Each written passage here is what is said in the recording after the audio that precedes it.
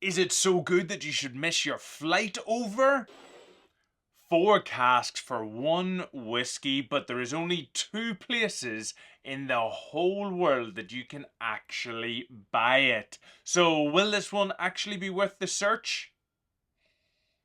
Let's find out. So the whiskey we are going to be looking at today is Redbreast Cuatro Barriles. Now, like I said, this is only available in 2 places in the world because this is a travel exclusive. So you can only get it in duty free, but not even duty free everywhere. This Redbreast single pot still Irish whiskey is only available in Cork Airport and Dublin Airport. They're the only 2 places in the world that you have to go to get it.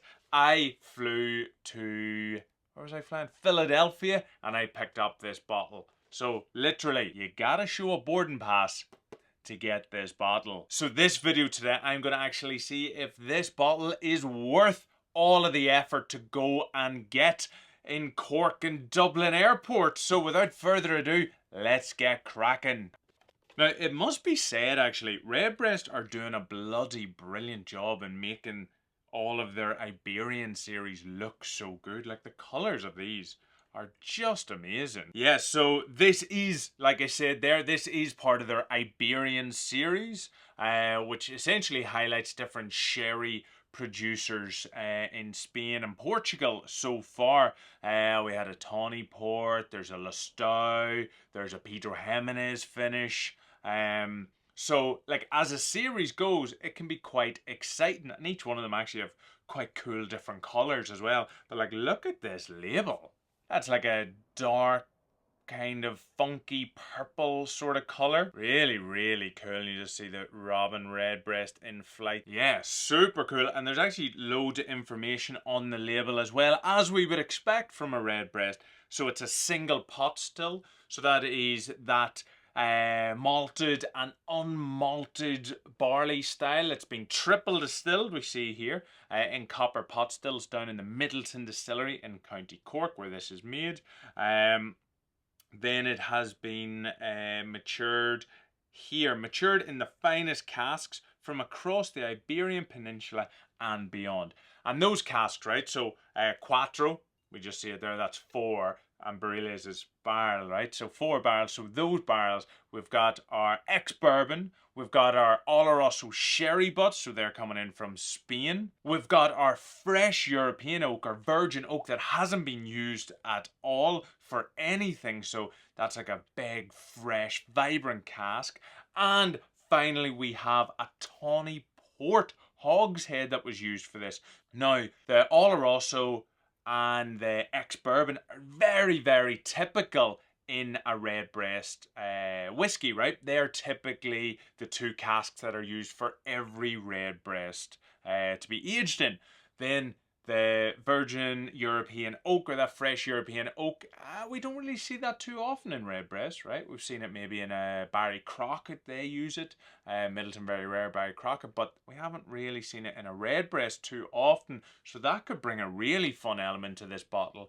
And then we've got the tawny port hogshead. Now, in the Iberian series already, Redbreast have released a Redbreast tawny port as part of the Iberian series. So we have tried what tawny port has had, or we've tried what the tawny port element has had as an influence on the whiskey.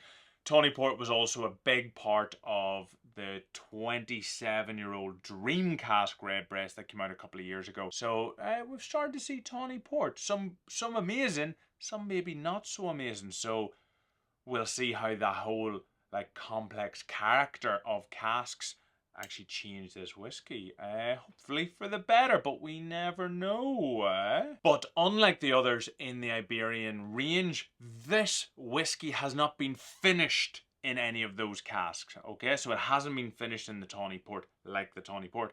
What has happened with this whiskey is all of those 4 casks have had the single pot still in them the whole length of maturation, and then they were all brought together to balance it out. So you know, you're going to essentially have different intensities and vibrancies from each of those 4 casks, and it will very much be down to the blending team of Billy Layton and Dave McCabe to see how that balance really comes out. So again, no finishes here. This is full maturation. Now, saying that, there is actually no age statement on this bottle, so we don't know exactly how long this has been aged. It does say Irish whiskey on the bottle, so that means that this legally has to be aged for at least 3 years on the island of Ireland. You know, there's nothing on it to suggest anything else, so you know, we'll give this one a wee taste and see. So yeah, this is going to be an exciting one for the Redbreast Diaries. So if you're new to the Redbreast Diaries, welcome, welcome. If you have been following along, welcome back. It's great to see you. Essentially, in this series, I am just reviewing as many Redbreast Irish whiskies as I can get my hands on, and then I just start maybe like talking about them, putting against each other, seeing which one is the best. And in the next couple of weeks, I'll be putting every Redbreast in the range up against each other to see which Redbreast rules them all, if there is such a thing. But yeah, so thanks for watching. So let's dive into this bottle, and this is a box fresh bottle, so let's get ready to rate that pop. So let's rate that Redbreast Cuatro Barriles pop. Oh, holy! Oh my god! The best pop I have had yet. That was... I'm actually shocked at how good of a pop that was. Did you hear that? Let's replay that pop action. Let's do it in slow-mo with the pop. Oh, unbelievable. Class. Top marks for this already. Oh yeah, another thing, I actually haven't tried this whiskey before. Like I said, had to go to the airport to get it, so, you know, this is all new to me too. Also, this is coming in at 46% ABV or 92 proof. Okay, so on the aroma, it's very fresh and vibrant. Like, it's fresh vanilla, very, very fresh oak coming off there, possibly from that European oak. Maybe some like dried figs, a touch of those bacon spices, maybe like a touch of nutmeg and caramel in that as well. And then the more I kind of go around that glass, maybe I'm picking out some red berries as well. But the way it's kind of currently shown, it's very much that like fresh, classic Irish whiskey nose that I would expect, more so than any sort of like mad, fruity bomb. But let's give this a wee taste and see if that transfers onto the palate. Ooh. Okay, so very full-bodied. Straight away, that first sip has just coated the mouth. It's quite prickly and warm. Definitely getting cloves straight away. Maybe some of that white pepper on the tip of the tongue, possibly coming from that European cask. The finish is just coming out there a wee bit nutty, but let's give it another sip and see. Okay, that second sip has really allowed it to open up. I'm getting a lot more of those red, like kind of like soft fruits. So like raspberry, blackberries. Still very obviously a single pot still, because that spice element, that white pepper, black pepper, has really been ramped up because of the use of that European oak. So you really do get a lot of spice there. Like the tongue is just like tingling with that black white pepper spice combo, but the single pot still oily mouthfeel is just holding on, and essentially it's just bringing back in, like weaving in that like possible like vanilla, those fruits I was talking about, and then at the finish maybe it's like some of that like caramelized nuts, maybe, you know, like an almond, like a cherry, like a cherry nut, you know, like inside a cherry. Like if you ever like sucking that or anything, it tastes a bit like an almond, a wee bit like that, because it's slightly sweet at the end. Whereas that time I got really, really creamy vanilla with a wee touch of milk chocolate, and even that like that kind of like tannic sort of tight European oak spice has kind of dissipated. Oh yeah, okay, right.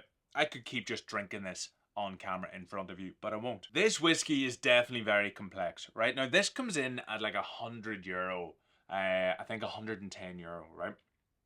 And for that, for an unaged statement whiskey for that price, I would want something that I can keep going back to and enjoying again and again and again. I don't want that one note whiskey, and this isn't that.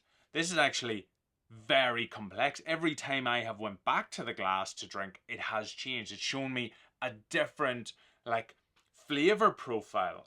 So I've went from those soft red fruits to like beautiful vanilla to tight oak and like obviously loads of pot still spices. And I must say, I love that interplay of like the port and the sherry and the 4 different casks.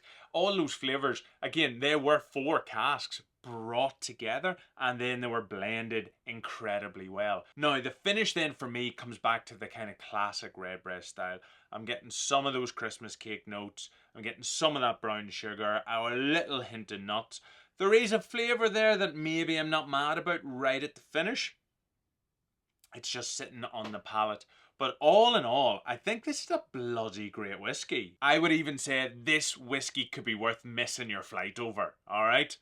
Don't, but you could. I always do think though sometimes duty-free bottles can be kind of novelty and a bit naff, but in terms of spending the past couple of months tasting as many Redbreasts as I can, I would say this one might even hold up in the core range. Would I travel to Ireland just to pick up this bottle of whiskey? Well, in reality, no, I wouldn't just book a flight from anywhere in the world just to come through Dublin or Cork airports to pick this up.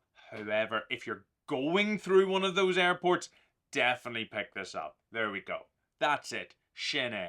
All about that. But maybe you've spotted this on your travels and picked up a bottle and you've brought it home and disagree with me. Leave a comment there if you think that this actually is the best Redbreast or it actually wasn't even worth you picking up in the first place. But until then, thanks so much for watching along. Don't forget to subscribe, hit the like button if you've enjoyed it as well, and I will see you next week. Cheers. Sláinte. Oh yeah, it is tasty.